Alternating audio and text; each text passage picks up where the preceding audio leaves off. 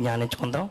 యేసు గొప్ప శబ్దముతో కేక వేసి, తండ్రి నీ చేతికి నా ఆత్మను అప్పగించుకునిచున్నానని వ్రాయబడి ఉన్నది. ప్రార్థన చేసుకుందాం. మహాపరిశుద్ధమైన దేవ, సరస్వతమంతుల సర్వాధికారి, సైన్యములకు అధిపతి దేవ, నీకు నామానికి స్తుతులు స్తోత్రములు తండ్రి.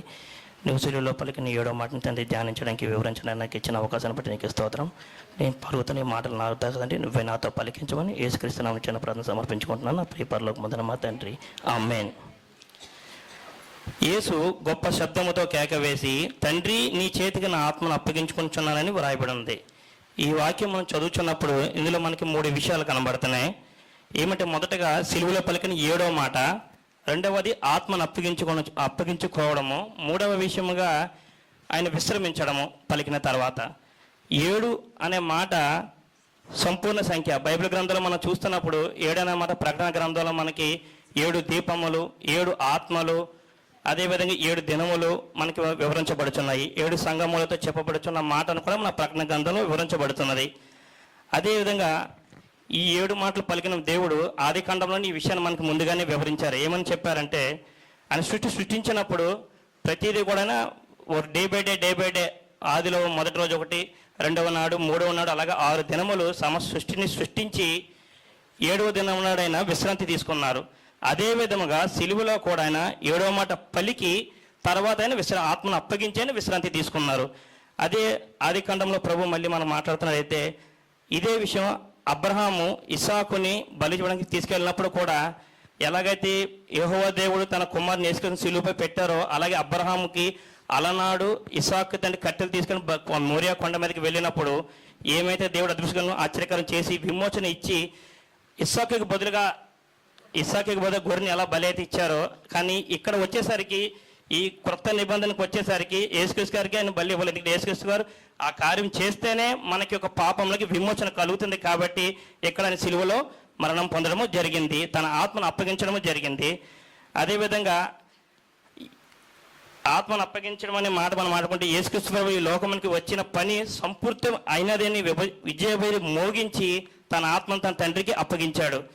మనం ఒకసారి వాక్యం చూసుకుంటే 40, అప్పుడు యేసు గొప్ప శబ్దంతో కేక వేసి, తండ్రి నీ చేతికి నా ఆత్మను అప్పగించుకున్నానని ఇలాగూ చెప్పి ప్రాణము విడిచాను. ఆ గొప్ప శబ్దంలో జయబేరి అతను వచ్చే పని పూర్తి అయినది కాబట్టి ఆయన ఆ రోజు ఆ మాట పలకవలసి వచ్చింది. తన ఆత్మను తన తండ్రికి అప్పగించవలసింది. ఎంతో సంతృప్తితో, ఎంతో ఆనందంతో, సంపూర్ణ విశ్వాసంతో తన తండ్రి చేతికి ఆత్మను అప్పగించాడు. అతను బలవంతంగా అప్పగించలేదు, ఎవడనూ ఆయన ప్రాణమును కూడా తీయలేదు.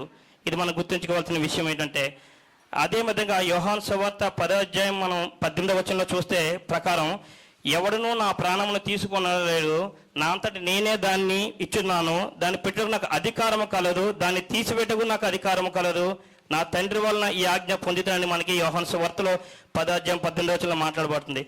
ప్రతిదీ మనకి బైబిల్ గ్రంథం చూసుకున్నట్లయితే ప్రవచనం ఉంటుంది. పాత నిబంధనలు జరిగిన ప్రవచనాలు కొత్త నిబంధనలు నెరవేర్చడం మన బైబిల్ గ్రంథం చదువుతున్నప్పుడు మనం ఒకటిగా నెమరు వేసుకోవచ్చు. అదేవిధంగా ప్రవచన ప్రకారం కీర్తనలు 31:5లో నా ఆత్మను నీ చేతికి అప్పగించుచున్నానని ఆనాడు పలికిన మాట ఆయన ప్రాణం పెట్టి అన్నది విజయవంతంగా పాత నిబంధనలో మనం కంప్లీట్ చేయడం చూస్తున్నాం.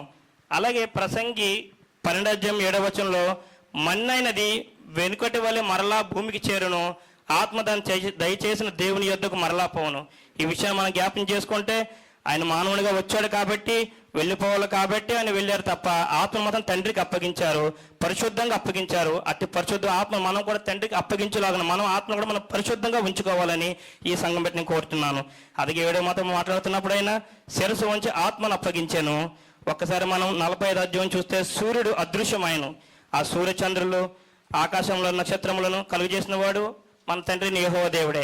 ఆయన కుమారుడే మన పాపం నిమిత్తము, ఆయనకి మన తండ్రిని చేరుకోవడానికి మనకున్న పాపం నిమిత్తమే పరలోకమందున్న తండ్రి తన కుమారుని పంపాడు మన కొరకు.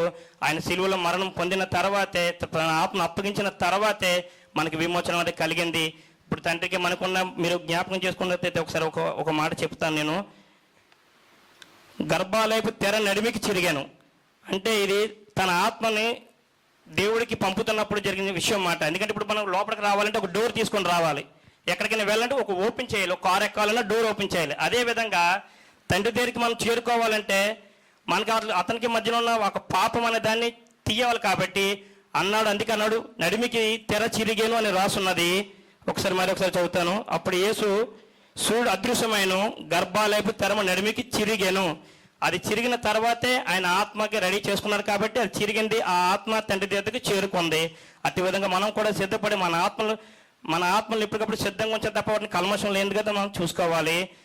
అది ఎవరి కోసమో కాదు, తన ఆత్మ అప్పగించింది ఆయన నీ కోసం నా కోసం ప్రాణం పెట్టాడు. మరి నీవు ఆయన కొరకు ఏం చేసినా కూడా మనం ఆలోచించాలి. ఏమి ఇచ్చినా కూడా మనం ఆయన రుణము తీర్చలేము. ఆయన కోసం హృదయాన్ని అర్పించి నమ్మకంగా జీవించి దేవుడు మనల్ని దీవించును గాక. ఆమేన్. దేవునికి స్తోత్రం.